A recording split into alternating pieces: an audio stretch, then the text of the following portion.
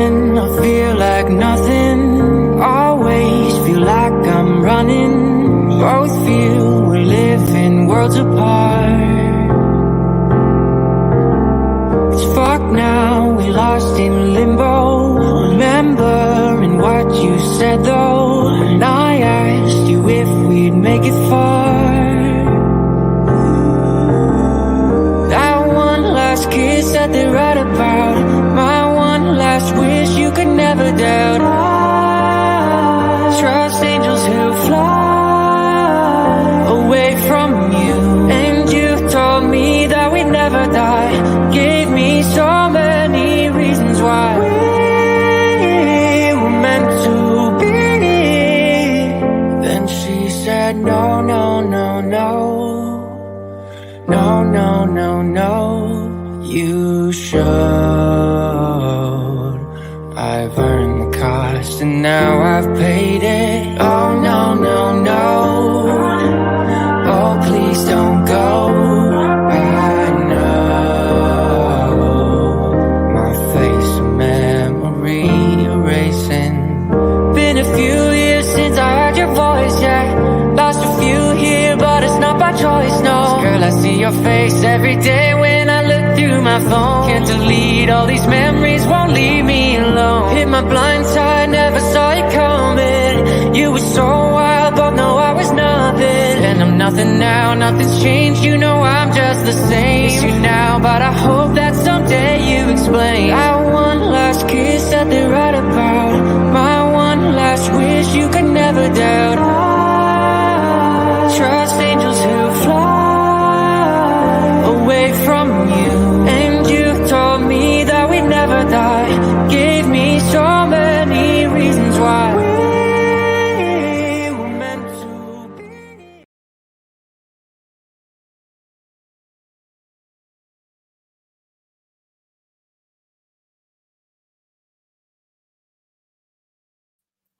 Well, hello everyone. Thank you so much for joining me this evening. I appreciate it.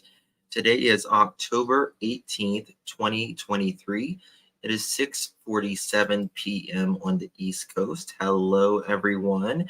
Thank you all so much for joining me. It's good to see you all in chat. Don Grandma of 3, thank you for becoming a member. Appreciate you, dear. I'm glad you are back. It's good to see you all in chat. We got a lot to talk about today. A lot. 15 years. We have wondered about Natalee Holloway. This was a time when HLN Nancy Grace was on, and it was hours of non-stop true crime. It was an interesting time, to say the least. We've always kind of known who did it, Joran Sloot. However, today we have answers, and I'm going to cover this quickly but thoroughly before we head on to the Summer Wells case and view that. I do want to tell people in the audience that this may be very triggering to some. So it talks about some of the things that he did to beautiful Natalee Holloway, 17 years old, just doing a girls' trip,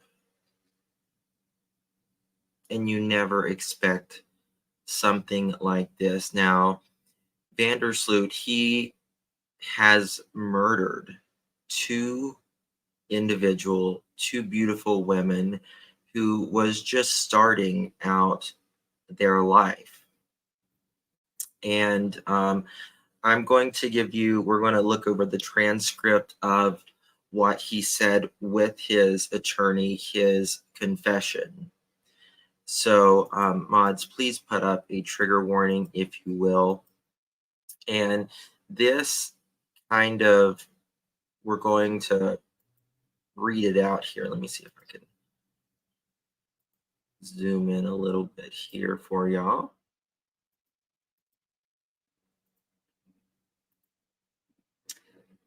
Let's see if this makes it better. Okay, that makes it a little better.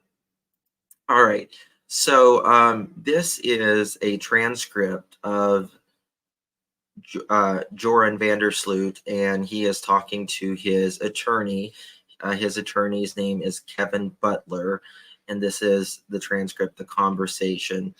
And Joran Sloot says, she asked to go back to her hotel, but I was just trying to get dropped off a little bit further away from her hotel so we could walk back to her hotel, and I might still get a chance to be with her.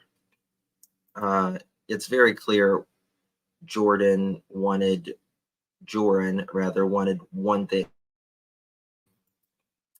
And the attorney replies, okay. And Vandersloot says, that's what I was hoping for. Attorney says, okay, so what happens?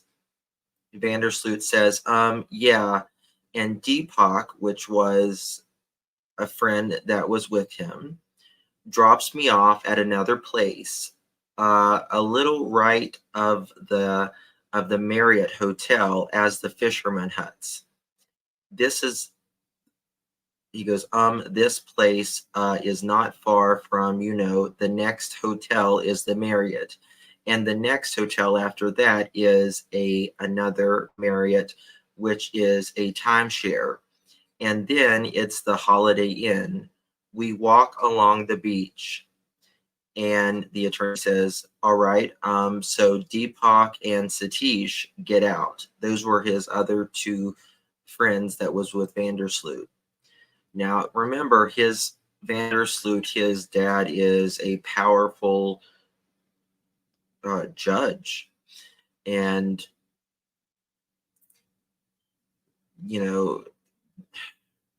Aruba they weren't listening. They really failed Natalee, in my opinion. So he says, so Deepak and Satish get out. Come with what? So what happens? Vandersloot says, no, Deepak and Satish leave. Then they leave. They go back to their home. I assume they go back to their home. They get in their car and then they leave. I'm actually with Natalee, walking along the beach. I find a space before we get to the Marriott Hotel where I lay her down. We lay down together in the sand and we start kissing each other. I get her to kiss me again, and then we start kissing each other. And I start feeling her up again, and she tells me no. She tells me she doesn't want me to feel her up. I insist. I keep feeling her up either way. So basically, he is assaulting her right now. She knees me. She ends up kneeing me in the crotch. When she knees me in the crotch, I get up on the beach and I kick her extremely hard in the face.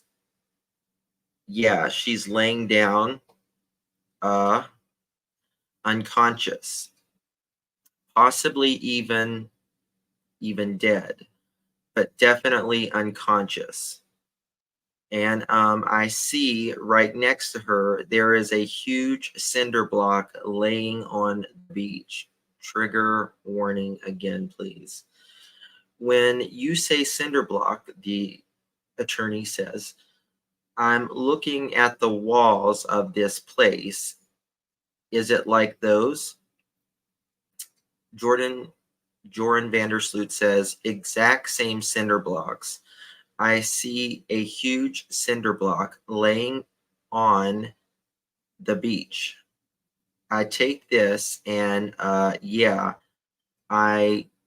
smash her head in with it completely. Yeah, her face basically, collapsed in. Even though it's dark, I can see her face is collapsed in. Afterward, I don't exactly know what, I'm kind of scared. I don't know what to do.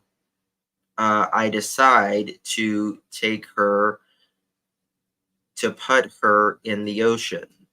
So I grab her and I half pull and half walk with her into the ocean. And then he says, he says a lot of uhs, and I'm trying to read past those. I push her off. I walk up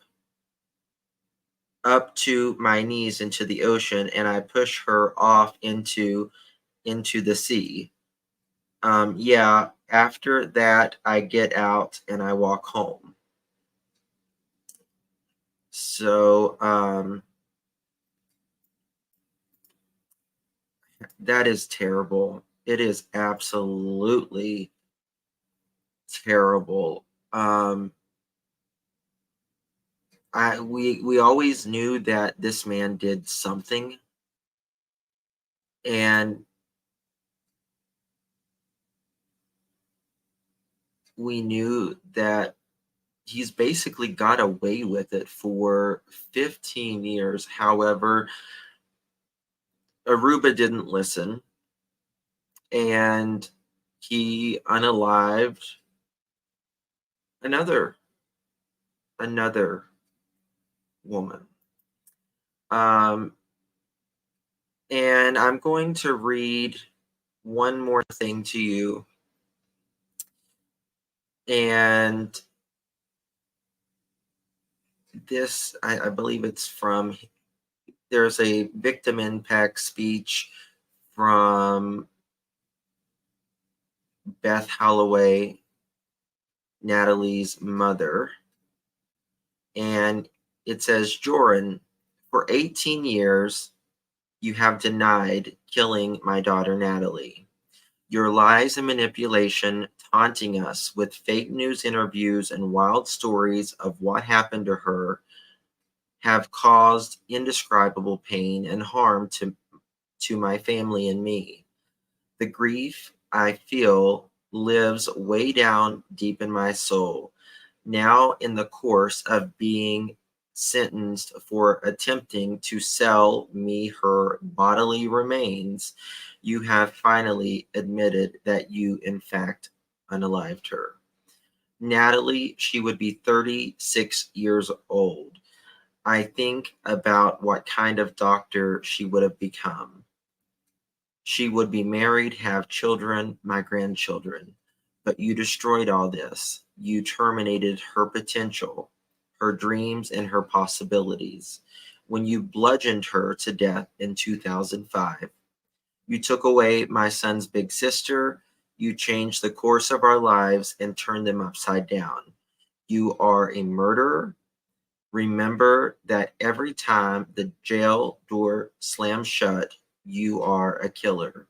You didn't get what you wanted from Natalee, sexual satisfaction, so you brutally killed her. You didn't get what you wanted, so you killed her. I have wondered over the years about the grief your mother has experienced. I've thought about how you destroyed her life, your brothers, your grandmothers, and everyone around you. And what about your daughter? Imagine one day you get a call that your daughter has vanished. Then you find out years later that a big bully who forced himself on her didn't get what he wanted, so he violently murdered her. Imagine that. I've wondered if the stress you caused your father, Paulus, contributed to his heart attack and sudden death. You are to blame for all their suffering, and you are the one thing no one in Aruba wants to be, the black mark. extreme emotional loss and pain really can't comprehend by those who have lived a devastating tragedy like ours.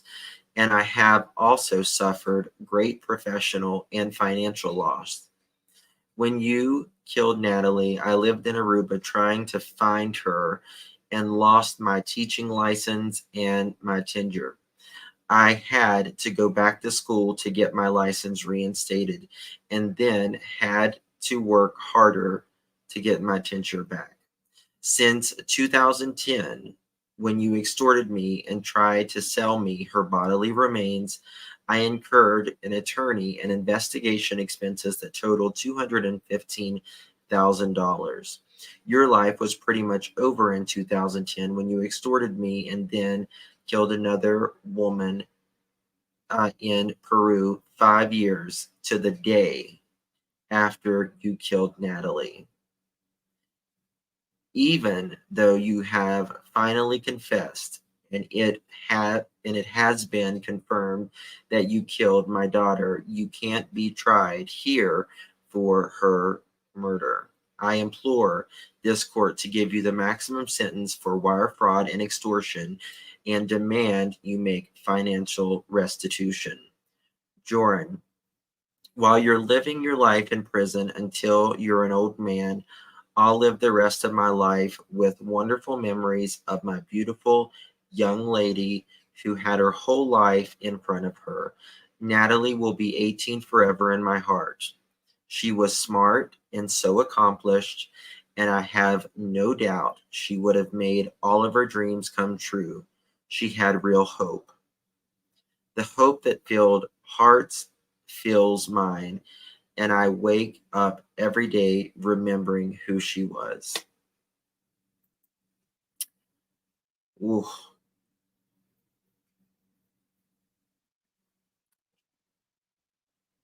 wow. That is tough. That is tough. And, you know, they know that he is telling the truth because the FBI, I believe it was the FBI, they gave him rounds, and I mean rounds of lie detector test and different rounds of like they know like he is telling the truth. They asked him in different ways. In different ways, he answered the question.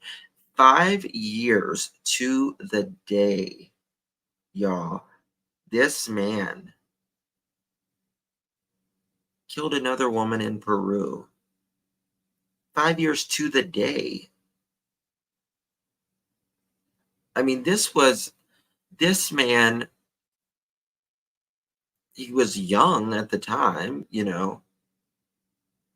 It's so strange to see someone like that. And Natalee was just the sweetest Southern belle that you could ever um, imagine.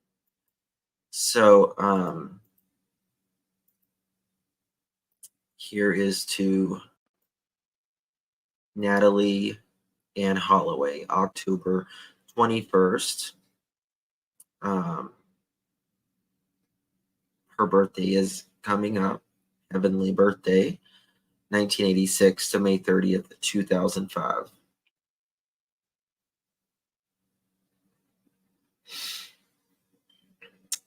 The real me too. I've been trying to be many part of my membership. Okay, honey. Yes, rest in peace, Natalee. So, I plan on maybe doing a full live about it tomorrow, but I wanted to update you guys with that today. Now we are going to continue on the Summer Wells case. We are going to continue where we left off last night. Been learning a lot of things by going back and listening, things that do not make sense. I do not think Natalee was his first victim. Wink at me. I think you're I think regardless whether it was his first victim or not, I think there has to be more out there. I think this man is a serial unaliver. He thinks. I really do. And I'm kind of surprised that he just pushed her out into the water.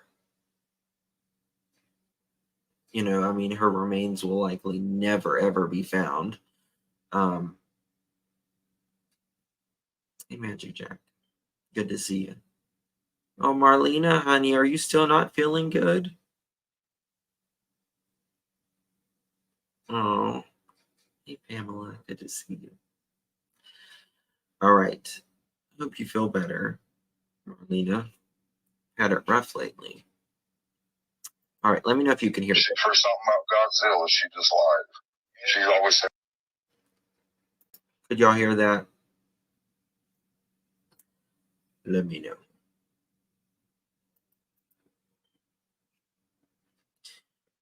Her father had the water searched extensively.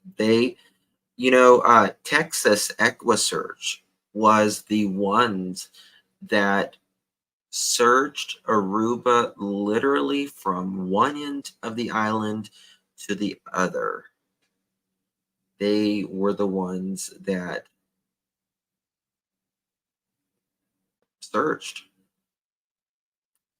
And they are, from what I understand, they're actually supposed to go, or they might be there right now. The founder of EquiSearch is from Texas, and that is, I guess you could say, the main hub of Texas EquiSearch in general. And they're supposed to go back.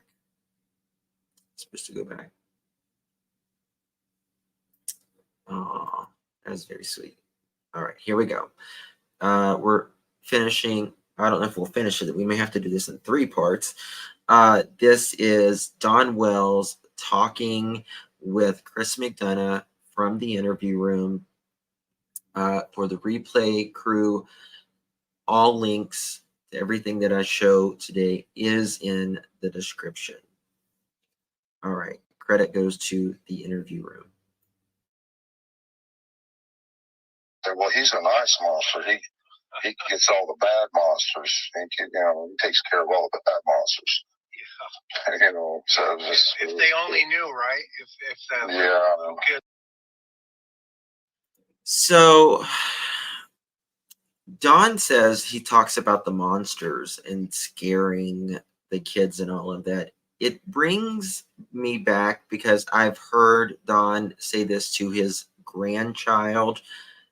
He talks about the boogeyman. And for those of you that have followed me in this case for quite a while, we discovered that Don lived with 2 of the most violent child RSOs that Arkansas has ever seen. They are on their offender list. They number them from a 1 to a 10, and both of them were a 9. One wore a mask and called himself the boogeyman.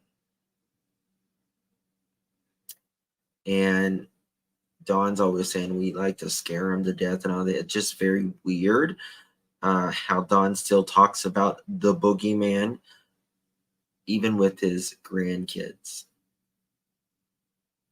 It's very weird. Kids only knew. Yeah. And so when you pull up and you see Grandma, what was Grandma doing? Just kind of standing there dumbfounded, if I remember right. Do you get along with Candace's mom? I haven't for a long time. We fought for a long time. She's the reason I got arrested and charged the way I did, because she told him I put real bullets in a muzzle loader. Oh. And that was 10 years mandatory, no bond. Tell me about that. So, Don, you're the reason why you get arrested. You break the law and you're already a felon, you'll get arrested. Don says that's 10 years, no bond. And that is why I wonder if there was an accident or CPS found out something. I don't know what. I have my suspicions, but I don't know what. Is that the reason Summer could be missing? There's no accountability, Ladybug. None with these folks. Absolutely none. He can't. But guess what? Court is tomorrow for them. Tomorrow. See how that goes. Well, when I come back from Utah, I was trying to move my family to Utah. I've always knew that something was going to happen to Summer. It's something in my gut has always told me, and I've always told Candace, watch her closely. That's my baby. Do not let nothing happen to her. I told her that all the time. What brought you to that thought? I don't know. I couldn't put my finger on it. I didn't know what it was, or I just always had this feeling that something's going to happen to her. That's a very odd statement. I've always had this feeling something was going to happen to her. Most of us parents pray for, protection over our kids and our kids' lives, and that nothing right happens. But he always says he felt like something was going to happen. And it's, for Don to really not like psychics, he's always like, well, I always felt like this was going to happen. And I know she was taken from literally hour one. Very odd. I didn't know if she was just going to get accidentally run over. I didn't know what it was. Did you think she would be kidnapped? Did you hear that? I didn't know if she was going to get accidentally ran over. There has been rumors in this case. There's been a lot of rumors, but that makes you, I always kind of wondered, I'm like, did she accidentally get run over? Were Don and Candace, did they get home? They were fighting, maybe because H was with Candace and one, backed out. Summer was playing behind the truck or something. And there's the kids' motorcycles, yes. I've always wondered that, but that's just a very odd statement. Let's listen to that again. Watch her closely. That's my baby. Do not let nothing happen to her. I told her that all the time. What brought you to that thought? I don't know. I couldn't put my finger on it. I didn't know what it was, or I just always had this feeling that something's going to happen to her. I didn't know if she was just going to get accidentally run over. I didn't know what it was. Did you think she would be kidnapped? Never. If she was going to, it's an odd statement. And the only thing, and Marlena, like you said, there's no really evidence of that. I mean, Grandis did get a new tailgate, but that's really it that I can think of. But she was so tiny as well. Never, nothing like that. Okay. No, I just knew it was something. I just had this intense love for her. And I think she knew something too. I think something was, I don't know if you believe in guardian angels or what, but it's something. So he even states that he thinks Summer knew something was going to happen to her too. I beg to differ about a 5-year-old thinking that. Beg to differ. You're projecting, Don. You're projecting. Something. So you get back. So walk me through that incident, because I know that was the one that you got arrested, right? Yeah. Well, so I get back from Utah. Candace tells me that she moved a man in the house. She didn't tell me he was gay and all this and that. She wanted me to come back.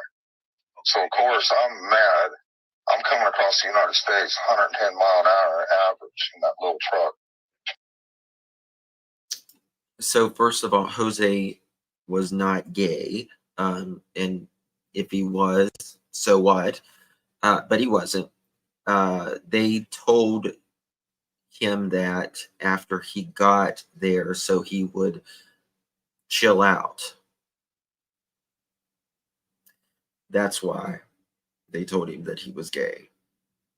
Don was flying across the United States with the child in the car. He got pulled over in Kansas, and he'll talk about it here as well.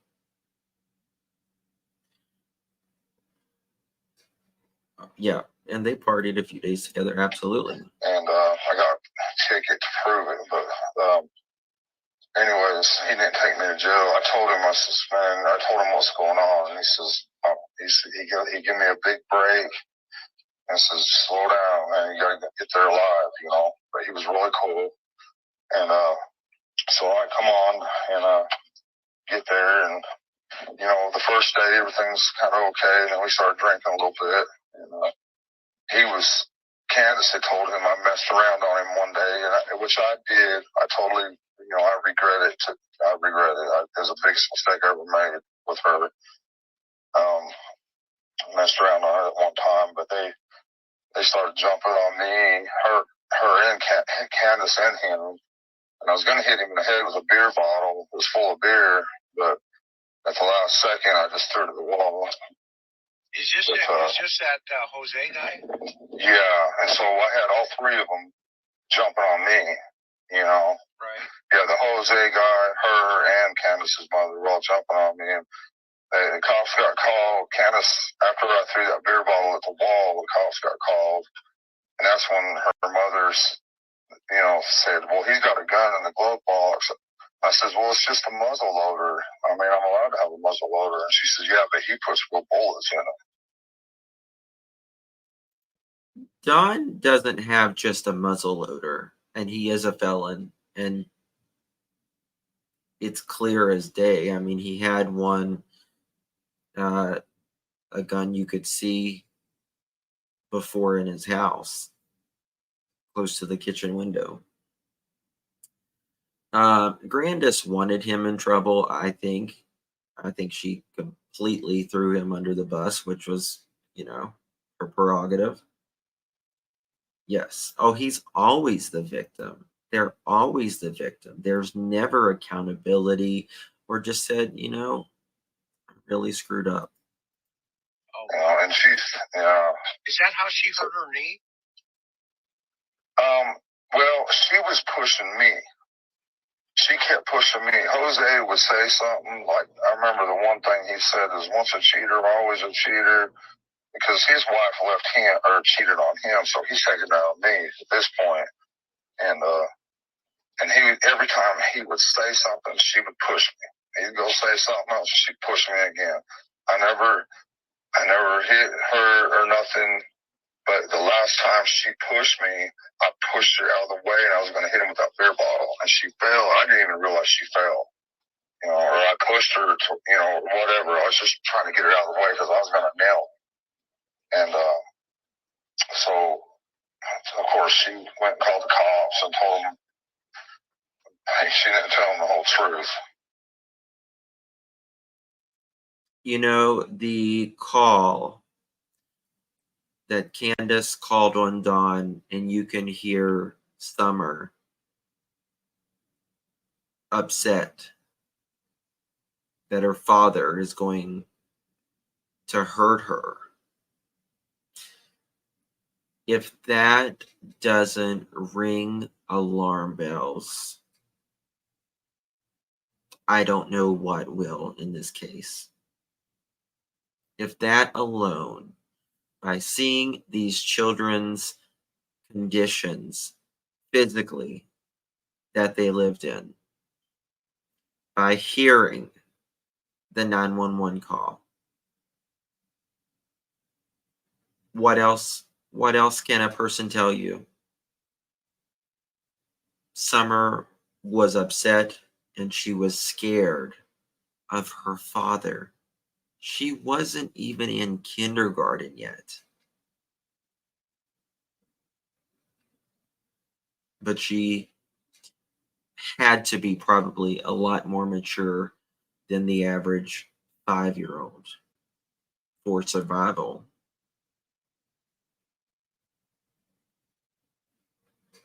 Hearing Summer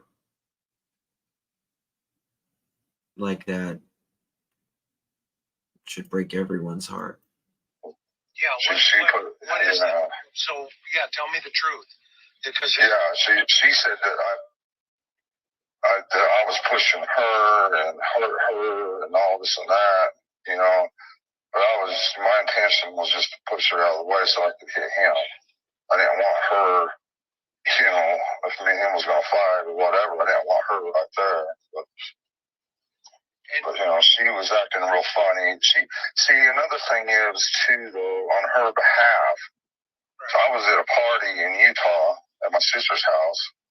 Well, I told her the truth is I was at my sister's house at a party just to eat the free food because I had to go home and I was staying in a trailer to get to sleep so I could go to work the next day.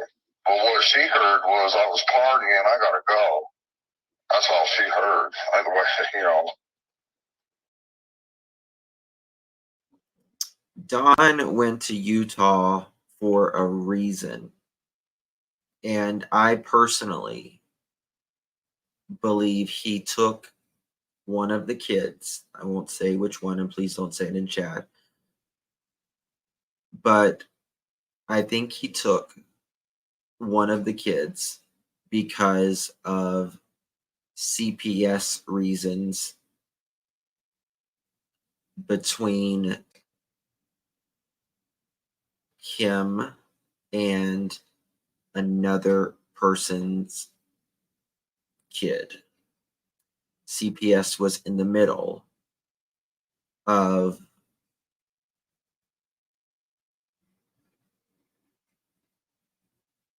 a situation. And so I think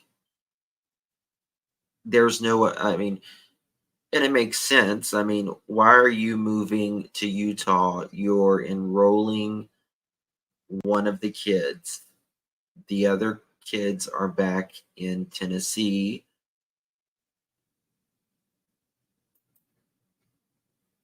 Yes. Well, that's what Don and Candace have always done. They have always ran. And that is why we need a national CPS registry. If you move from a state to another state, it needs to be updated.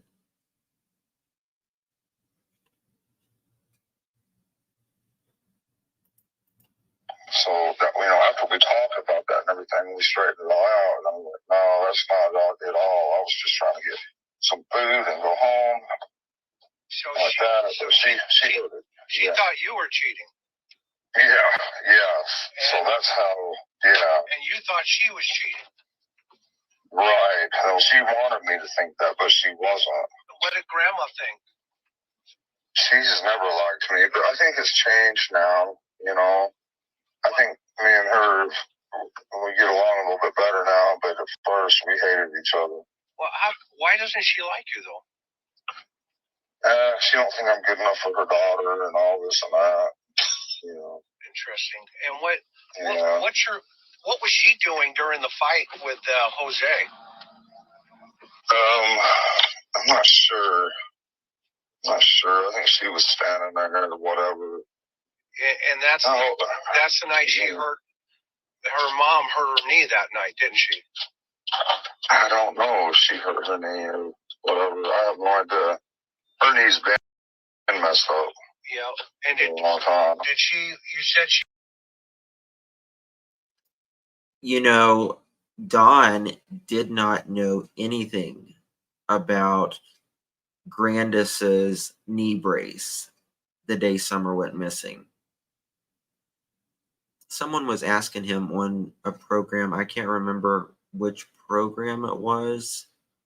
I want to say it was like Josh from the lab, or may have been Doug. One of them had no idea about the knee brace.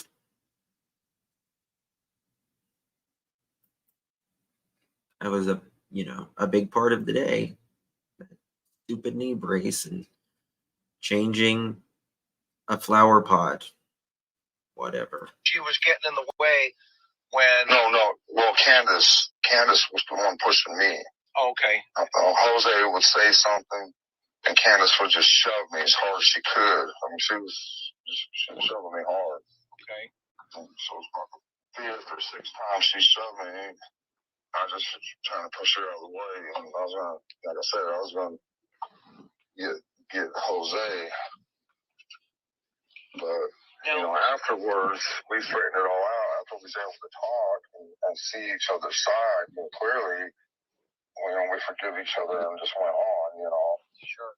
Where's Jose now? That night, Candace's mom told him when they took me to jail. Candace's mom said, "Get your crap and get in that truck. You're out of here." I think that car, the Subaru, was a way for Dawn to get on Candace's good graces, whether it was for her not pressing charges and dropping the charges, or for something else. But Jose had even talked about it. He had talked to Candace, I think in December or January, somewhere around the time she had gotten the car, and it had sounded like, it was like a thing to, suck up to her. How do you know that? Because you were in jail. I don't know that for a fact, but that's what they both told me. Okay. Yeah. And what happened to him? She took him all the way into North Carolina to some woman's house. We don't know what happened to him after that. Why would Grandma take this guy to North Carolina? Because she was just tired of him, tired of his BS. But North Carolina is kind of a drive, don't you think? It depends on what part of North Carolina you go to. It's just over the mountains there. The border's right on, the top of the mountains. Okay. It was actually South Carolina, but I think it was Rockingham, South Carolina, but it borders North Carolina. Okay. Over by, is that Cherokee in that area? I don't know. I have no idea. I'm just going by what they told me, Yeah, that's cool. But I believe it. Now, and then, so getting back to the baby here, because this is all this information. I appreciate it. I'm just, we're gonna flush through it. So, now when you get back to the house, do the cops ask you to hang on and stay on the property, or walk me through that day?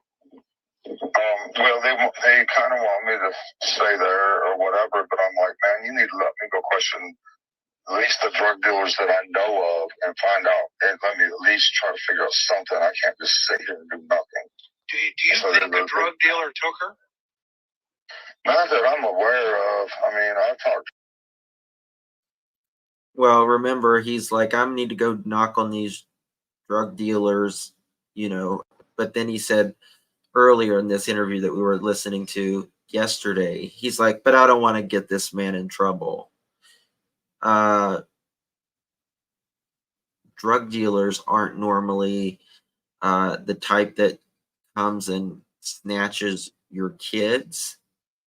These are, you know, dealers. They just want their money. That's what they want. They just want their money. Oh, and he might wheel and deal to keep himself going or whatever like that. But I just don't see him as being that kind of a person. No. Have you known any kids to be traded for dope? Never in my life. I've never even heard of anything like that before. Okay. Now, look how good Don can lie, because he has admitted that he has saw things happen in California to children. Never reported it. It just shows you how good Don and Candace can lie like that. Just like that. Just like Candace looked at Chris McDonough and said, that alcohol was not for H. If my mom was here, honest to God, she would tell you that it wasn't for him. Professional liar. Yes, Janet. Yes. Yes, Marlena. We know that,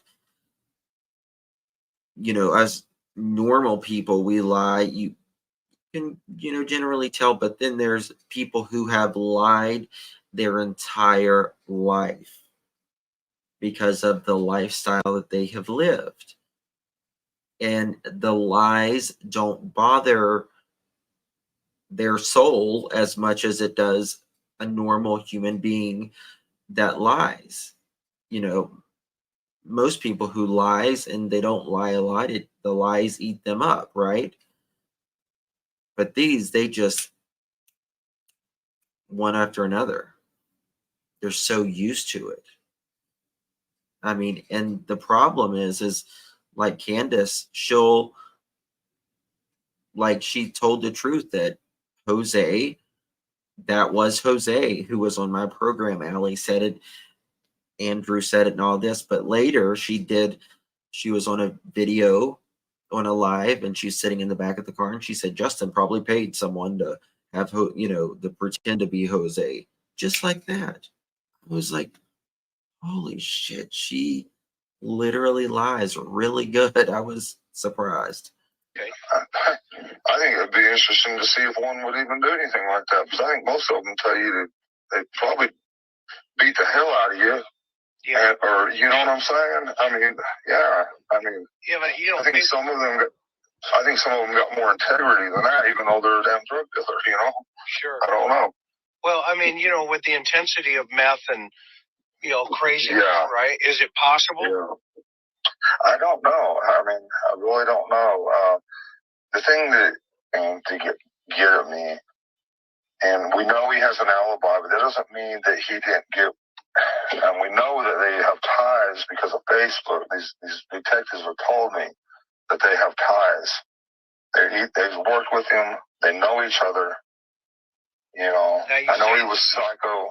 You say these detectives, not TBI, the people you're working with. Right. Okay, great. Yes. Okay. And I'll gladly give you their number if maybe you guys can get together. I don't know. I just, like I said, I don't hardly trust anybody anymore. I don't trust the police anymore. There's just so much weird stuff. It just blows me away. Yeah, there's a lot. He will trust a detective, but he will not trust TBI, FBI, Hawkins County, because in my opinion, he knows that they see through his BS.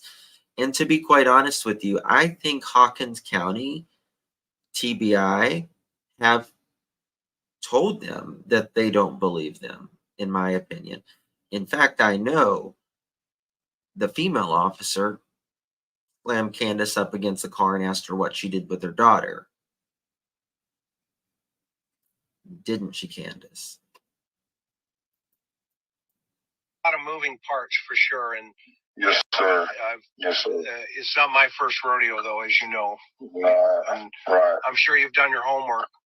And so I want to stay focused on that day, because it's critical that day. Yes. And you say this guy, you have this feeling that this guy's involved. What brings you to that feeling, even though you say he has an alibi? Because he would have done anything to get back at me. So revenge. Like I say, yeah, revenge. He tried everything in the world, and he told them all kind of stuff to try to get me fired. And all I would say in my defense is, see, that's what he does every day. I mean, for someone to try to get back at you and would do anything to get back at you, like you are saying Dudley did, I mean, it had to be more than throwing spackle. Throwing spackle against a window, which I believe Don did. I don't think Dudley did that, to be quite honest with you. I mean, you didn't pay him. I mean, people want their money, especially if they worked for it. But, I don't think that warrants taking a kid. And plus, Dudley was literally on camera working under a car when Summer went missing. So either there's something we don't know happened between them, or Don is just dramatizing it. That's exactly what he does every day. Okay. We don't need that kind of stuff, on the job sites and all this and that, because he's just drama every single day, Where's one way or the other. Where's he been since Summer's been missing? I don't know. I know the police have been to his house. He had his truck up on jacks, and he's definitely got alibis. What kind of truck, real fast before you go past? That Nissan Pathfinder. There's a picture of it, because he drove to my house, and we rode in my truck because we had a long distance to go that day. And it's just been a fight with him. You know how some of these meth people are. You can't reason with them. You can't. They start seeing stuff. They start thinking everybody's after them, and they start thinking all kind of weird stuff. So there's just no. A normal person cannot. I think Don projects. I think Don has done math many times. We know that he does coke a lot. He says this is the 8th person in a row that he has had to fire because of substances. 8 persons in a row? Well, where are you finding these people at, Don? Be around somebody who's on meth. Yeah, I know that feeling. Yeah, right. And so, what color was his truck? Yellow. There's a picture of it somewhere. I can't remember where. Somewhere on Facebook or somewhere. It's been going around, but it's pictured. Where Summer's dancing in the rain. Oh, you can see it in the background. Yes. And was he on the property that day, if you know? Yes. What time? When we come back to get, we come back, and then he got in his truck and went home. He wasn't on the property the day Summer went missing. He was on the property the 14th. Not the 15th. Unless he was, Don, and you're not telling us the whole story. But you said you fired him on the 14th. Okay, when you say when we come back, when did you get in the truck? Right. I'd say we probably got back around 6:30, maybe 7. Sometime late. It was a long day. And so how did he get back with you? In this little white truck. Okay. You know, we rode together way out past Greenville, way out there somewhere. Can't remember now. So did you did a job up there that day? Yeah, it was way out in, trying to remember what it's called now, but my mind's blank. With him? Yes. Yeah, we rode together to save gas and everything, plus that Jonesboro. his big piece of junk. But... And is that where you got the phone call from Candace? No, this was way prior to this. When we was working out here in the meadows in Jonesboro is when I fired him. Okay. And he kept, yeah. And that was the day before, right? Yes. Okay. The day before Summer disappeared. And so then did you come back with him that day, or the day Summer disappeared?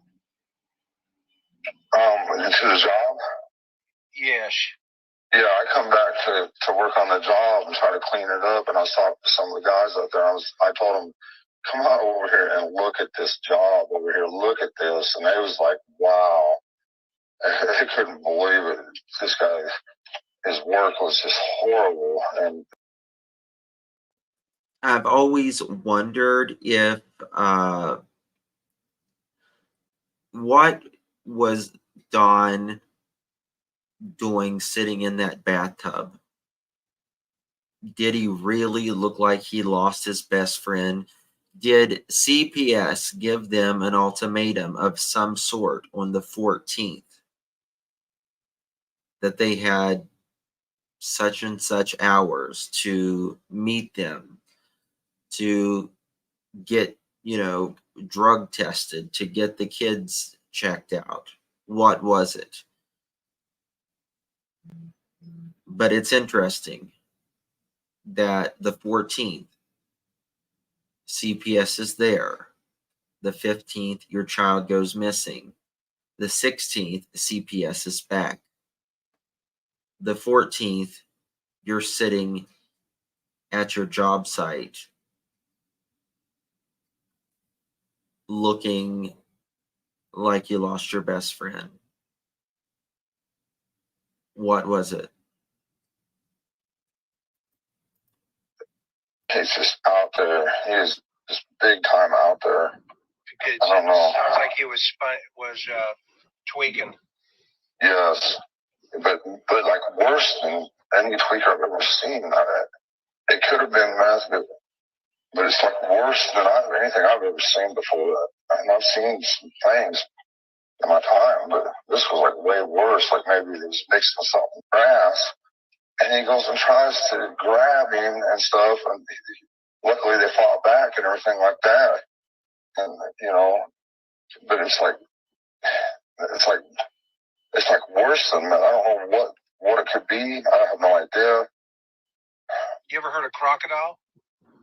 Yeah, I've heard of it. Yeah. Do you think that he could be crackulating on that stuff? It could be. It's something. I'm sorry, it's funny when Chris says crackulating, like the crocodile. It's some really bad stuff, but Chris says, could they be crackulating? Something crazy, because, we're supposed to be a team out here. And I'm like, okay, we're going to do butt joints. Okay. So I mix up $2 a month for butt joints. Next thing I know, he's on his stills working on a tray on the high ceiling. I'm like, dude, what are you doing? We're supposed to be doing butt joints together. And he's mumbling some stuff and whatever. And I'm like, so I get down off my stills and I set up mud for him so he can do that. And like I say, he spent 2 hours on that thing. It was something that should have took 20 minutes, and just was cussing, and like there's just all kind of stuff in my mud. He asked me if I'd dump it out for him. I mean, he had mud slung everywhere. He'd grab a bucket. He's trying to do 100 mile an hour. I'm like, man, you got to slow down. You can't work like that.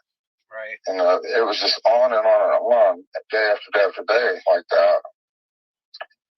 But getting worse every day. Yeah. And yeah, go ahead. No, that's all right. You finish your thought. Oh, I was going to say, this is the 5th person in a row that I've had to fire over drugs.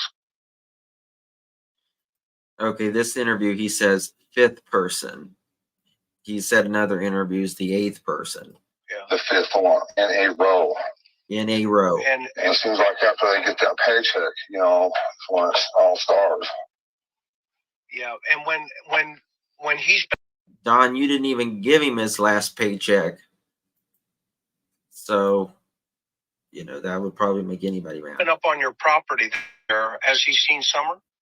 Yes, and Candace didn't like the way that he was looking at her. Tell me about that. Well, I'm not sure. All I know is she was mad because he was looking her up and down. You know, that's what she told me. And when was that? Several times. The first day that he was up there, and she's told me several times since then. Did you think of him the day Summer disappeared? Yes, I did. And what did you think? He's my first suspect. And still is. And why did you tell me why immediately? Because he's out to get me any way he can. He would do anything to get at me. So this except for face me face to face. Got it. And so, cowardly. I understand. I respect that. No, yes, sir. And when why do you think what would be his motive outside of to take her to revenge against you? Why would there be another reason in your head? Well, okay, like 7 years ago, he worked with this company before, and he went through this crew, that crew, this crew, then he worked with me. And I worked with him for a half a day, and I was like, dude, I don't know what's up, but I'm going home. The next day by 11 o'clock, I'm like, dude, I cannot. 11 o'clock. Now, it's interesting Don says 11 o'clock there, because I have heard Don will start early and try to get off at work 11, 12 o'clock, noonish. That's how long he'll work for. And he says by 11 o'clock, which is around the time that he called Candace and says, oh, well, since you're, going to take the kids swimming, I might as well work late. Well, it wasn't even lunch yet for you, Don. And I've heard Don likes to go there very late at night too in these houses as well. Work with you. I don't know what your deal is, but I can't win this. There's also Dudley had said, like, Don had set up like microwaves and stuff in these houses that they were working at, because he wasn't supposed to be around Ben Hill Road because of something going with CPS. CPS will tell sometimes one of the parents that they cannot be at the home. They'll say, if the husband is at home for whatever reason, the claim is made, then if the husband or maybe the wife doesn't leave, then they will remove the kids. So in my opinion, there is something seriously up with this CPS case. TBI, all of them, says that they overlap one another. Could be the reason why we have not heard anything or seen much or any answers yet, in my opinion. This was like 7 years ago. And so I told my boss I can't work and let him do his own apartment. I'm going over here. I'm going to work on this place. And then he messed all that up, ended up getting fired. His wife left him and took the kids. Yeah, Smiley, he posted on his Facebook earlier, I think it was yesterday, Candace Wells, baby, I love you, or you're the light of my life, or some BS. Okay. To another state. Okay. To another state. So he took the kids. No, she did. To protect the kids. Yeah, and plus right now he's on probation for something, and I don't know what that is, but one day I walked. Excellent point. This case is outside the norm. That is exactly what TBI said. I have never heard any other authorities say this case is outside the norm.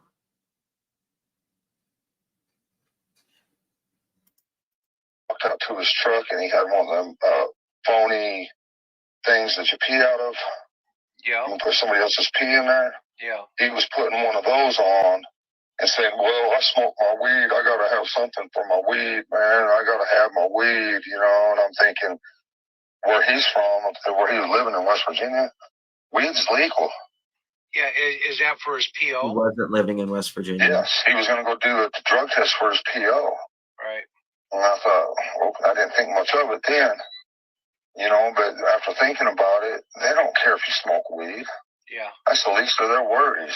Yeah, I used to supervise every Thursday night, everybody coming in and with the P cup. So I know exactly what you're talking about. And you have to stand next to you and watch you piss, man. That's no fun. No, I guarantee you it's not. I wouldn't want that. But, so okay, so what's your fear then of my biggest fear is that the heat's on him and he would get rid of evidence, meaning my daughter.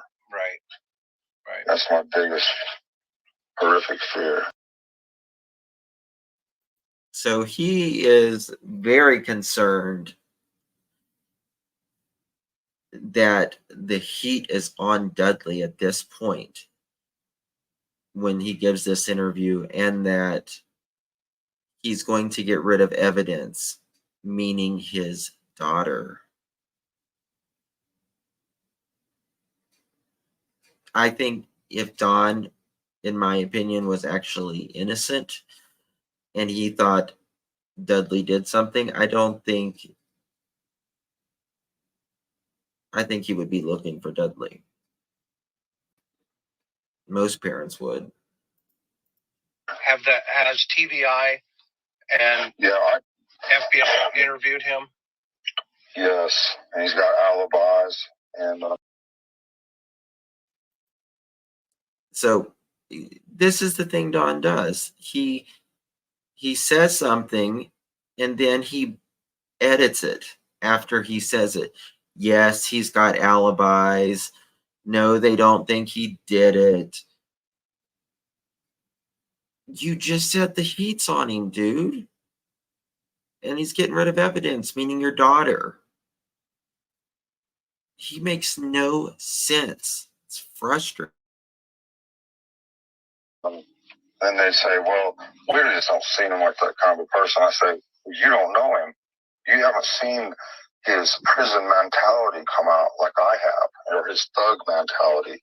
I've seen it, and I tried telling them that, but it's just, they don't even sink into them, seems like to me.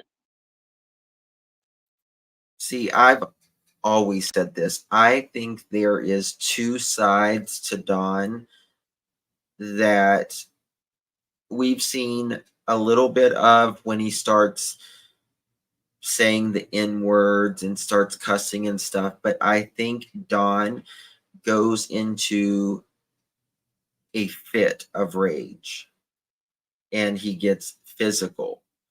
And after he gets that physical energy out of him, he calms down very quickly and then he apologizes. He will cuss you from one end to the other. And then once he lets out that energy, lets out that rage, he will apologize. And then, it's like he says he's sorry, but he does not control that very good. There is two sides of Don Wells, and we've only seen a very, very small side of it, in my opinion. We haven't seen, we have seen the violence. I mean, he did hit Candace on camera. But remember, this is what we have seen on camera. Remember, you have the public image, the personal, which is the ones that you are comfortable with, the ones around you, and then the secret self that nobody knows and nobody will ever know about yourself. And Don has showed his public self as saying the N-word, carrying on, as much as hitting his wife on camera.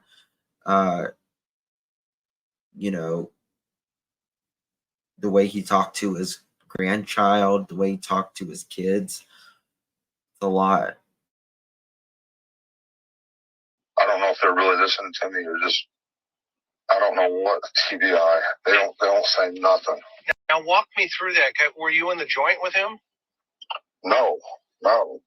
I've been trying to straighten my life out for years since I found God.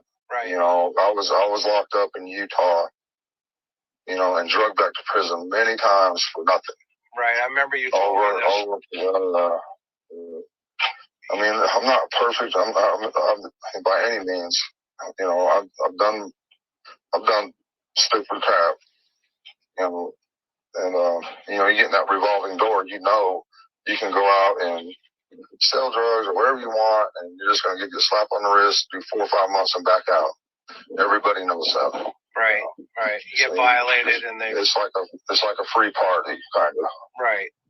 And yeah, I remember you told me that you were at Hill Air Force Base and your PO told your boss and kind of snitched you out and that kind of. They come out there too deep, and whatever they told my boss, he was just shaking in his boots. He's like, man, I can't do this. Yeah. So they got me fired. And what were you in custody for? Can I ask you that? Well, I mean, I can find out. You know that. Well, yeah. Somebody was. This guy is having a hard time with. He was messing with my sister, causing her a lot of trouble, and that's just an excuse. There's no excuse for what I did. But I hot-wired his truck. I took it. Oh yeah, Don got some charges on this. Breaking and entering, sold everything from this guy's house. Everything out of his garage. Harley stuff, everything, and loaded through the back truck and sold the truck and all for nothing. Don, now I want you guys to think about this. We know that Don not only is capable, but went into a woman's property, stole her underwear. You have to consciously get in your vehicle, find whatever person he wanted to find, and steal their underwear. We know that he has breaking and entering. He stole a truck. He stole everything out of the man's garage. He is capable of going into people's property.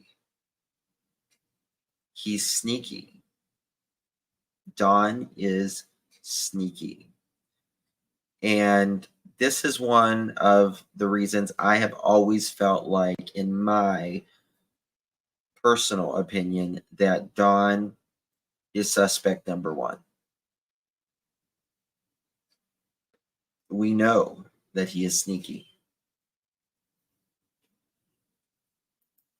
But there's no excuse. I did what I did. It was wrong. Okay. I've heard worse. Go ahead. Yeah, but yeah, that, you know, what stuff else, like that. What else you've been locked up for? I mean, what other things have you done? I don't remember. You don't remember? Come on. I mean, I've made trips to Mexico.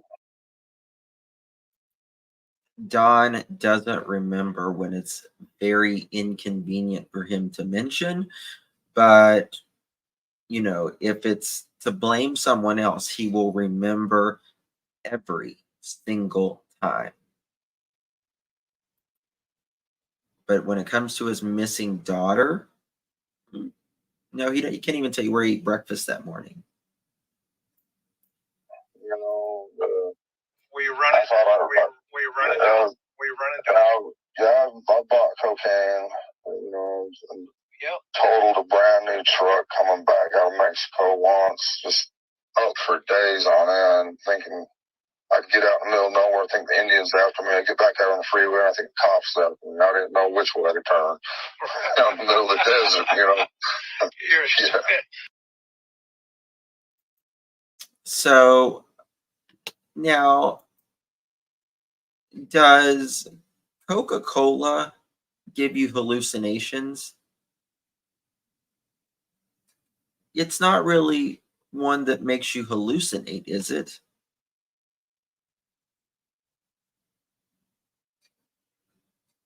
I mean, this is someone who is taking DRUGS and is literally hallucinating on something. You take enough of it. And you used to take the 5 down or the 15? Yeah. I think, you know, we went to El Paso. Oh, yeah. Texas. Yeah. Yeah. And I just turned, you know, and you know that turned into a big nightmare. Yeah, absolutely, man. Yeah, I mean, yeah. That's like the I was lost out there in southern Utah somewhere. I didn't know which end was up or down. Yeah. So you were running dope. You've done, you know, it sounds like you stole the guy's truck, and then. Well, let's just say I tried to run dope. Okay. It's hard for a doper to run dope. Yeah, that is that. This was an interesting statement to me as well. It's hard for a doper to run dope. Now, we know that he got himself in a predicament in Mexico. One of his sisters had to go and get him in the past. Also, he says it's hard for a doper to run dope. Well, probably because he was more of a customer rather than a seller, and he probably used it all up. Remember, Dudley says that there was a guy, he thought it was Jose, and there's another Jose Roman. As crazy as it is, he is in Hawkins County, or he was in Hawkins County. I don't know if he is or not still, but he said the man's name was Jose, and that he supposedly had went to jail and left his stash at the wells, and Dudley was coming there to get his pay, and he just left because Don and them, they were all fighting. So, you know, Don may owe people a lot of money. That is I ain't gonna lie to you. That's a very true story, man, right Thank there. you. Right Yeah. Anyone, thank you, my dear. And then what about when this thought process comes to my mind here for a minute about what was she wearing that morning when you the same? Well, when she was asleep next to me, you know, I'm not sure. As I just woke up and they stayed in bed and I got gone to work. I'm not sure, but I know the picture of her wearing where she's asleep by the milk jugs. That's what she was wearing when she was kidnapped. Okay. He doesn't know what she was wearing while she was sleeping in bed with them. But then he mentions he knows that's what she was wearing whenever she got kidnapped. Now, remember, we were talking yesterday. At 3:09, Candy, thank you so much for gifting membership, my dear. Thank you. Thank you so much, my love. I appreciate it. Dina Lynn, thank you so much for 4 months, by the way. Thank you. Very kind. Now, remember, yesterday at 3:09 is when the milk jug photo was taken and that accidental video. Candace said she was 5 minutes from home whenever that was taken. So she would get home at 3:14. 16 minutes later, at 3:30, every cell phone, Candace, Grandis, Dawn, all 3 phones are deleted 16 minutes after Summer's last photo. That is, in my opinion, is not an accident. That's not a coincidence. You don't take a photo of your daughter, and that is the last photo of her, and then 16 minutes later, all your phones are wiped out. Why can't y'all talk about what happens after 3:30? Everything, in my opinion, that the going down in the basement, the doing the planting a succulent that took 50 minutes, the candy, she got a peppermint. I don't believe any of it. I don't believe any of it. That's not a coincidence. 16 minutes later after that photo, the last photo you have of your daughter, that makes me think that that was taken for some alibi purpose. And was Summer in trouble in that photo? I do not think she is deceased in that photo whatsoever. But was she in trouble? She could have been. Remember, she had just sat in a hot car for over an hour, which a hot car can get 40 degrees. The temperature can raise 40 degrees than the outside temperature in just an hour. Whether the windows are rolled up or cracked or halfway down, it still traps heat. Okay, so it's the same outfit.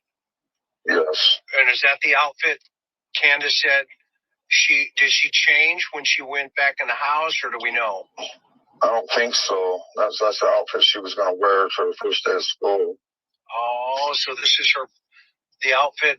So it had some sentimental value for her. So Dawn says she doesn't change. That's really, really warm clothing for her not to change after she would get home. Yeah. Did she pick it out? I don't know. I'm always at work. I'm glad she got to go to all these places with her daughter. For the first 2 years, 18 months or so, Summer, when she was born, she didn't want her mother. She only wanted me. Wow. And that just blew me away. I I just couldn't believe it, you know, that she only wanted me. And Candace coerced her all these years by taking her to all these places, fishing and stuff. And it took all this time to get, but Summer loved her mother. You know, it took time. And I don't know why she was just so attached to me like that. I've never had anything like that happen to me before. And I was just so thankful, you know, I thank God, you know. Yeah. So I've never had anybody love me like that. Yeah. No, I get it. What about, I want, now this one's going to be a hard question, okay? So, sorry, brother, sorry. Oh, well, I'm, you know, being straight with you. So, what, your ex-wife, years ago, tell me about that scenario where, you know, she went over and got the kids. My ex-wife got the kids. I don't know what you're talking about there. Well, she said that, you know, by the way, are you guys still on talking terms? Just, I might as well clear this. Yeah, we're talking. Yeah, I don't have no problem with her. I think she's gotten clean. Okay. She's had years of I don't believe Dawn here, and I don't even believe Pam whenever she came back and she was talking, you know, that Dawn never did that or anything. I think, to be quite honest with you, she is just as bad as pretty much he is, because she had the RSOs living in her house just like Dawn did. They were all living together. This is the last photo of Summer Moon Utah Wells. 16 minutes. 16 minutes from this photo, every phone is wiped out.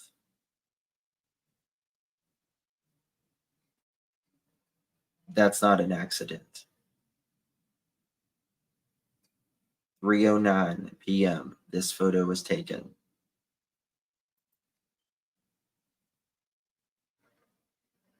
Why is Summer leaning up against these milk jugs? Was she left in the car?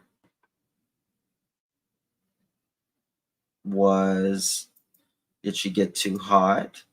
I mean, let me just show you this again. This is June 15th. You have a coat on this kid, a long sleeves coat with a hood. And she's leaning up against the milk jugs. Something is wrong.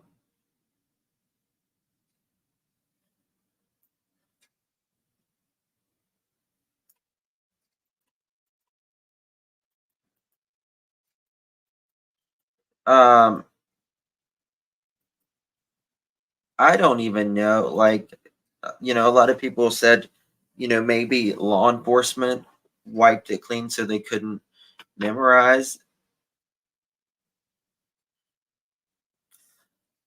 I mean, what was there for them to memorize that was like on their phone? You know what I mean? Like, law enforcement wants, you know, metadata. So to me, it's more likely that they wiped things. Now, remember, at 3:09, they still have this photo. You know, nothing was wiped out at 3:09. At 3:15, nothing was wiped out.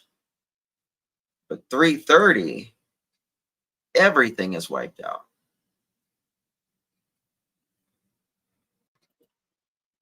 That's strange. Meth problems, but I think she's finally gotten clean and she's somewhat got her head straightened out.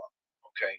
So we've been talking, but yeah, there was, you know, where she said that you were kind of spun out, and you know that your kids got with somebody else, and you know she didn't know about it, and she went and got them. Can you? I don't know anything about that. Don B is reporting some and did not get the voice back. Hold on, I'll make a call. I'll find something out. 1 second.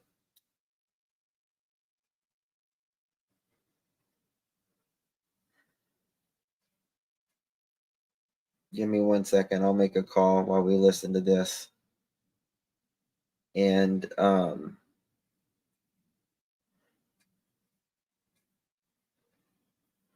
let me check.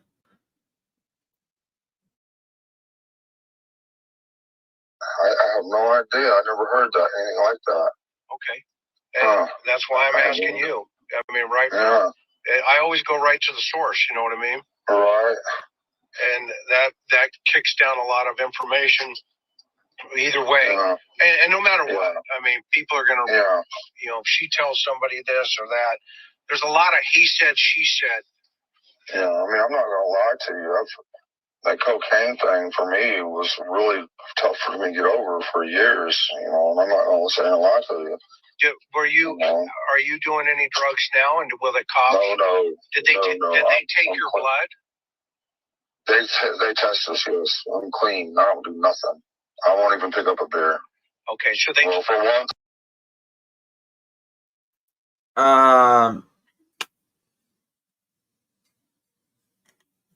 Oh, hold on 1 second. Hold on 1 second.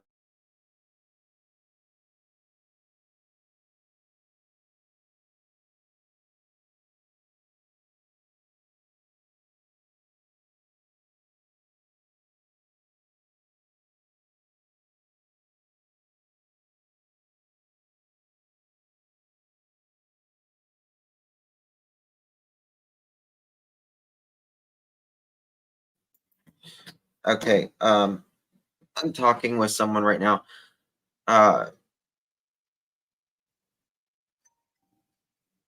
From what I understand,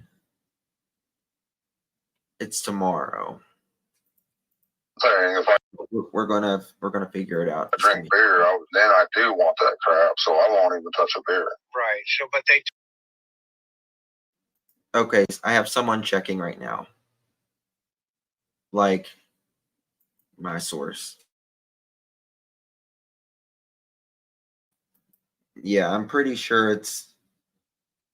I'll ask. I think it's tomorrow. Though. Yeah, it's tomorrow. I think what Don B is talking about is they won't probably get their kids back tomorrow. He's not live or anything. It's a video. They took your blood. Yeah, they drug test us. Yes. Yeah, that's typical in these kind of high profiles like this. And what about Candace? Both of you? Well, she was dirty for weed. Okay. You know. Okay. But she quit after all this happened this summer. She's quit that, and now I'm just trying to get her to work on the alcohol. Right. You know, because I'm like, she started drinking last night, and she quit for like 2 days. I'm like, Candace, when you drink, it just makes it hard on me. Now I got to babysit you and everything else, and you know, it just ain't right. Now this is another hard question. All right. Yeah. If and by the way, I had heard that too. So I was thinking through that. So that leads me to think, could she have been high, and that would have played a role in not necessarily, you know, just where she's not paying attention or grandma's not paying attention. And does grandma smoke? No, not at all. Okay. And the thing about that is she won't smoke during the day. Okay. And she will not drive and smoke because she's so afraid that she's going to get a DUI and all that. And so she will not touch it. Okay. But she'll smoke a little bit at night. If she has a few drinks, she might smoke a little bit and then she's going to bed. That's it. End of Candace. Okay. Till she wakes up in the morning and then look out. Got it. And then tell me about Hunter. What's his play here? I have no idea what the deal is with that because every time I've ever seen him, when he comes over to our house, you know, he plays. Okay, it is tomorrow. It is tomorrow, and the docket says it's tomorrow, so it is tomorrow, from what I understand. So, nothing today. So we got a lot of time to pray tonight. Pray. With the kids, he's always been real gentle, real good. He always comes up and gives me a hug, and I try to be as nice to him as I can because I know he doesn't have a father, or or whatever. He lives in town in HUD housing or whatever, so he don't get out in the country and stuff. And so I've just tried to be really nice to him, and he's always been good and give me a hug and everything every time I've ever seen him. Okay. And so this is Kids' court is Tuesday and Thursday, right? Oh, just since Summers disappeared and they all turned on us, that just blew me away. I'm like, why? It's like they're trying to divert attention to us for some reason. And what about, and just, he said that obviously through you guys, in different directions, and, and there's a lot of different, there's two sides always to every story. Right. And, absolutely. Some person says this, another person. So I'm praying that if things go the way they go tomorrow, that maybe, hopefully, there may be more movement. There may be more,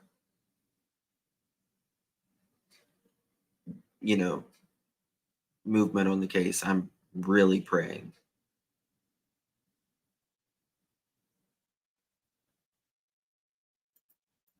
Says that, but somewhere in between is the truth. Yeah, that's right. That's always the way these things unfold. Yes. And so, what about his mom? You know what? I think the welfare. I know that she called the welfare on us. That's why the welfare was on us, and why they was worried about the weed thing, and they was fixing to close our case. But I think that she thought we called the welfare on her, and she was trying to get back at us. But we don't do that unless it's necessary. Oh, so revenge again, right? Yeah. We never called the welfare on her. We wouldn't do that unless, like I say, if there's a reason to, yeah. But other than that, we're not going to call just for revenge or whatever. Right. But I think that's why she called them on us, because, for revenge. But for why, what I still don't understand is why, when they found out the summer was gone, that's the instant they turned on us big time. Interesting. The very instant, yes, very interesting. And why is that though? Why do you think? I started wondering, did they have something to do with her abduction?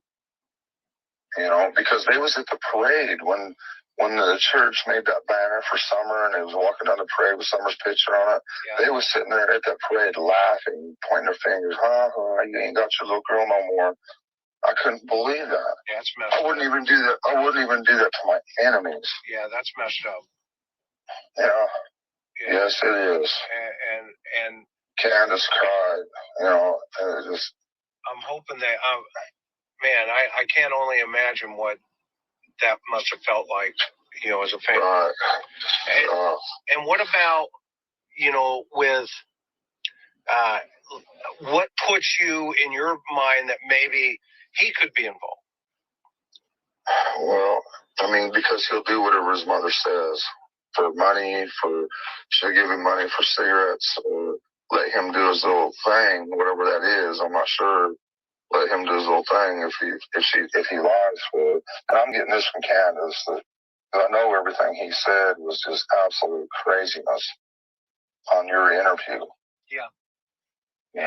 Yeah, and then, but what would be his motive other than just to get back at? And plus, did he have access to her that day after Candace dropped him off? Well, we know that we give that little girl, I can't remember her name ever. She's like half black. Listen carefully what John says right here. he's talking about he's talking about H's sister. He says she's, his words, she's like half black, half white. I can't remember her name. Dang, I can't remember her name, but her and Summer loved each other, and we give her a puppy. And that puppy, when it got older, next thing we know, it's at our house. So we know they drove out there and dumped it off. When? At our house. Not sure when. Probably, I'm not exactly sure when. Candace might be able to answer that question better than I can, and then maybe I can get back with you later or something. Yeah. But I'd say about, I don't know. It was before before summer was, yes. Yeah. A week or two before summer disappeared, yes. Okay, so Don is claiming that, Allie and them was out there a week or two before Summer went missing. On that day, right? Because that's the critical part for us to kind of sort through, what's reality, what's not reality. Right. And we got dope involved, in terms of different people, and people tweak and hallucinate, and they do all kinds of weirdness, right? Right. So that doesn't help Summer. No. We've got to make sure that we've got a clarity of focus on what time it is here. Now here's another question then that comes to my mind. In your heart of hearts, what do you want to happen to the person that did this? This right here, as what Don is about to say, is the most absurd, stupid thing that a human being could ever say. He is having compassion for the person that took his child.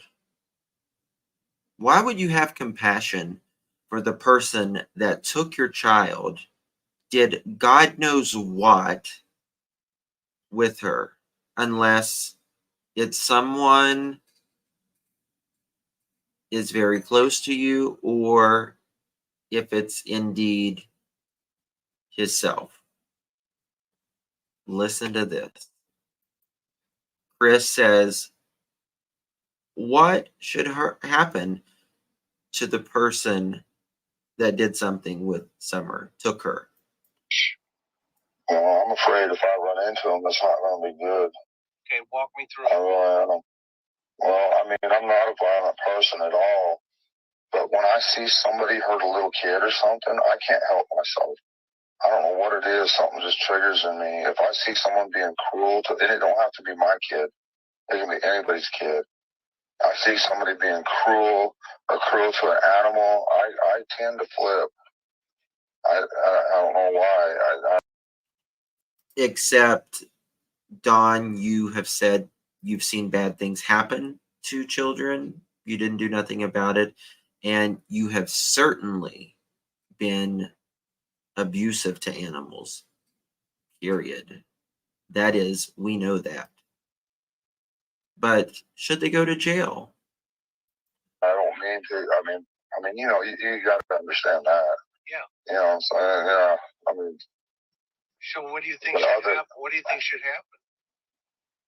I have to leave it to God. And I know what prison's like, and I have mercy for anybody who's in prison. See, Chris just said, what do you think should happen to them? And Don, he says, I just have to leave it to God. Well, you leave it to God for the next life. There's a thing called justice in this life. And he literally says after that, I've been to prison. Chris didn't say nothing about prison. He said what should happen. And he says, I have compassion. Don says, I have compassion for anybody that's been to prison. This is your 5-year-old daughter. You should say, put them under the effing jail.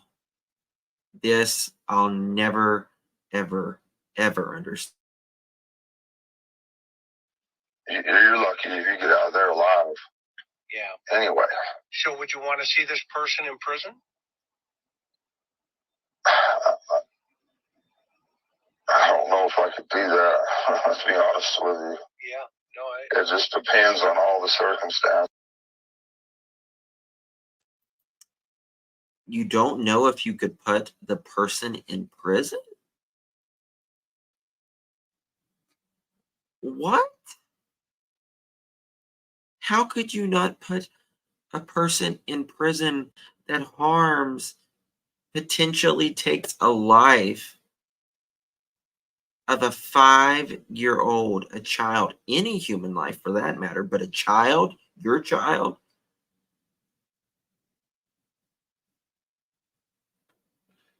That says a lot, man. This is, you know, what if it was an accident? Well, you know, that's different, you know. And accidents happen, you know. Right. And could this have been an accident? I have no idea. I know if Candace, you know, had an accident or something, she'd call the authorities right away. Right. I know that. She's not devious like that. She's a good person. I believe. Now, I believe if there was probably a normal accident, they would have called. But I think if there is an accident that could harm them as far as a neglectful way of not making sure, you know, she wasn't neglected, like, putting a child in a lake, a 5-year-old child in a lake without proper flotation devices, not paying attention, not watching the child, and the child goes under. That would be an accident. That wouldn't be so much of an accident. That would be more of a neglectful accident. A child being left in a hot car. You may have not done it on purpose. However, you're guilty of that. And that is where the rubber hits the road and you can go to prison. So there's different types of accidents.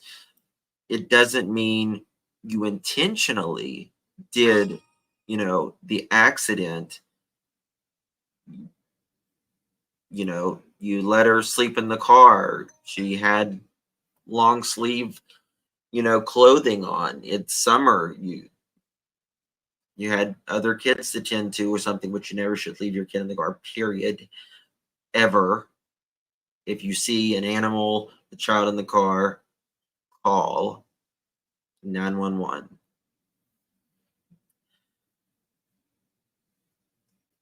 But that is neglect, and that is where you mess up. She wants to be a good person. And she wants to. John, I told you the first time we talked that I had a lot of respect for the fact that she talked. And one of my Lori, my love, thank you for becoming a member. Thank you so much. I appreciate your membership. Really means a lot. Thank you. Welcome to the family. Thought process is, as this whole thing unwinds, I mean, is it possible that, maybe grandma hurt her by accident and it just got out of control? I mean, the goal here is to find Summer and to put the truth on the table, right? Right. Well, I think if that was the case, she would have either called me or authorities right away. I don't think they would do that because I think they realize, you know, even this much later, if it was an accident, it's better to go to the authorities and tell the truth. You know, accident's an accident. I don't think they're that stupid like that. No, I'm not saying they are. No, I know you're not. I know you're not. I'm not. You know, I'm just saying I don't think they would. I just don't see that. Is it possible though? I mean, I'm really trying to help you. Right. And I thought about that scenario myself, but when I think about the day that she called me hysterically and freaking out and everything, you know, I just don't think so. Well, I don't believe so. But you see it. But also, we've heard Candace freaking out on the phone before. She does it pretty good, doesn't she? She does it really good. You both lie incredibly well. Incredibly well. It crossed your mind it could have been. And let's talk about that. Let's talk about that. Okay. And because you know the worst case scenario is the last thing anybody wants. If this is an accident, then it's an accident. Right. Okay. And that's the way it is. Okay? Yeah.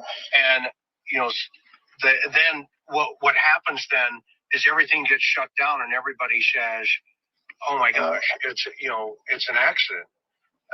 Well, if it were an accident, I don't think Candace would be on Facebook 24/7 for the first week like I was, right? Trying to get the story out.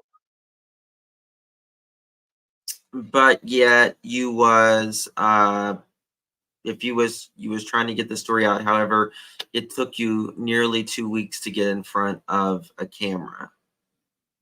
Nearly 2 weeks to get in front of a camera. That's not normal. It's not normal for a parent to not want to talk to the authorities, to literally be standing in the house, Skyping with Allie and H and all of them, and you're not walking out there to talk. It's not normal. Putting all the pictures out and everything that she's been trying to do, you know, and the same as me, trying to do the same thing, putting ourselves out there, getting, you know, put down left and right over and over and over and crying, you know, constantly. And that's the worst thing she can do is drink, because then she just turns to all tears. You know, even when the policeman brought her a bottle one night, I'm like, oh gosh, that was really nice of him, but man, you know, all her emotions come out, and I'm sure I don't think it's possible. I really don't.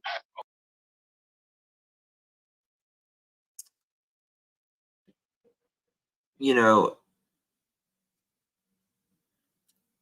how does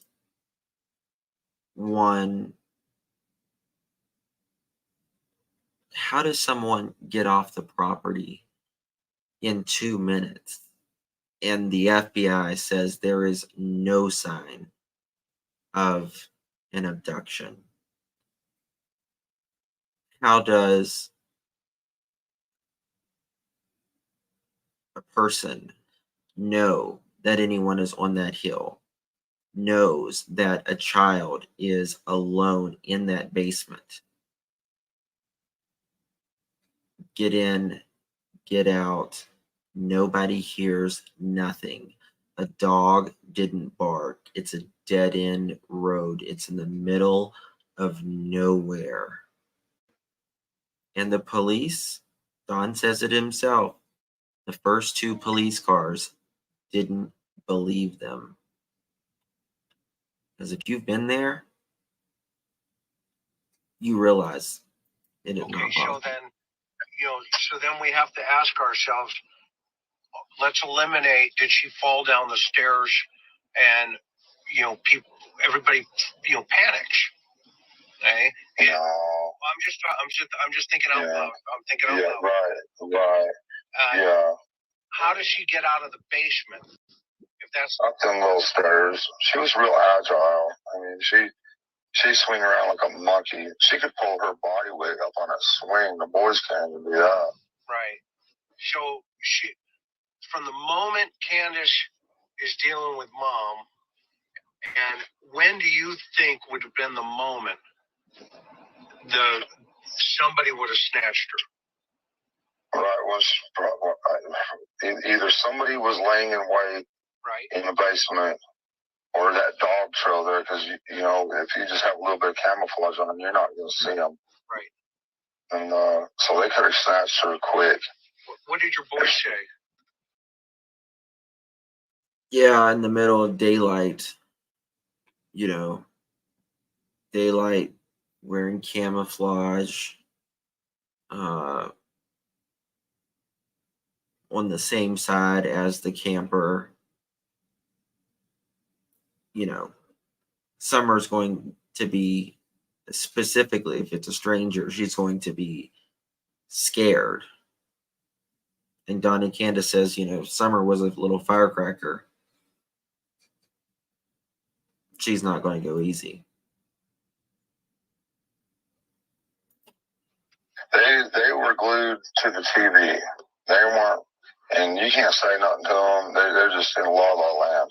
Right. They were all glued to that damn TV and their games on their phones, everything. So they, Don says they are glued to the TV and their phones, playing their games.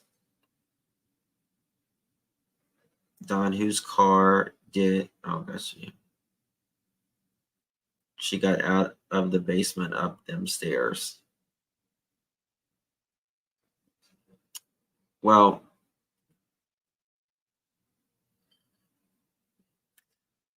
I don't know. I don't think the basement door is even in play, to be honest with you.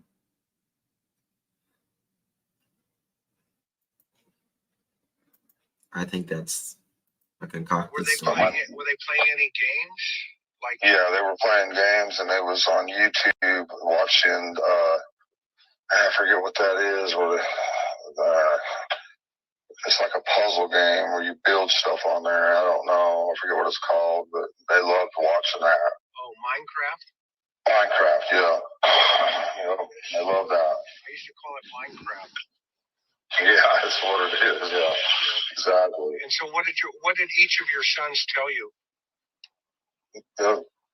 Well, one time me and Josie, he just started crying. I don't even remember what I said. Don paused right there. I don't remember what. And he says, "Dad, it's not my fault." And he was crying. I said, "I know, son. I know it's not your fault. I'm sorry, whatever." And I don't even remember what I said to him or what to make him cry. But I just remember him saying, "It's not my fault." And I felt bad. But we ain't been the same. We ain't gonna be the same. And what was your other boy say? Wyatt told my wife that if he would have went downstairs with Summer like she wanted him to, she probably wouldn't be gone. That's sad to me that they felt blame on themselves. Don says the son's name, and he said, told my wife that if he would have went downstairs with Summer like she wanted him to, meaning Candace, she probably wouldn't be gone. He feels like he's kind of guilty of it too. That's a lot. That is a lot. Very. He feels like he's kind of guilty. The two. And then your other? Waylon's too young. He's just too young to understand right now. You know. And what were they playing hide and seek maybe? No, they were all upstairs. The boys were playing Minecraft, watching Minecraft and playing games on their phone like they always do. They get stuck on it. Right. You know. Now, when the kids, I mean, their brothers and sisters, did they play a lot of hide and seek? That's a great place to play it up there in that. Yeah, they have a few times, but at that time, you know, from everything I've heard, they wasn't. And then two, they took the boys to some specialists somewhere to be questioned. Oh, good. Yeah, a couple times. Okay. Because they can't just come out and ask them questions. They have to take them. And it can take months, if not longer, for them to, you know, get it out of them, whatever the truth is. Specialists, so they was gone for quite a while. They had to drive them quite a ways away. Right. And what do you think they shared with them? The truth. Yeah, just everything I've told you. Yeah. Which I'm sure is the absolute truth. Yeah. No, yeah. Some, you know, kids have a tough time, you know, depends on the totality of the circumstances. Yeah. But, you know, go ahead. Good. And I called TBI and says, look, I'm going to go over here and get this address for you. I took off work, drove clear over there, got the address. I said, I think you need to check it out because they had a truck in service at that time that had that ladder rack thing on it. I says, it's not here now, but they did have one in the shop there. And where was this? Where was this truck with the ladder rack in the shop? Where was that at? Never heard Don talk about it again. And walk me through that truck. Where's that truck come into this? I have no idea. Somebody said that they seen it parked in our driveway when Summer got gone. So it's just an eyewitness account. Now, but that at the bottom of the hill or the top of the hill? In our driveway at the bottom. Okay, go ahead. I'm sorry. Yeah, in our driveway, you know, at the bottom. Somebody's seen it, supposedly. But that's all it is just an eyewitness account or whatever. And I've never found this truck. But it could have been the one where his dad works. They might have took that truck over there in prison as out on parole. And I mentioned all that to him. You know, I supposedly searched all them. But he probably, he could have, I don't know. When you got them kind of connections and you hang around with druggies, you know, and they're into all these, you know, criminal activities, you know, you can basically make a lot of stuff happen if you wanted to. Right. Don Wells, when you have criminals and druggies, you can make things happen if you want to. Unbelievable. Unbelievable. Guys, I'm at the 2-hour mark. We are going to do a part 3 to this. We still have quite a bit to do. It's going to probably be another 2 hours live tomorrow. I will be live tomorrow. We will have people in Hawkins County around. I'll just say that. And so as soon as we know something, if we hear something tomorrow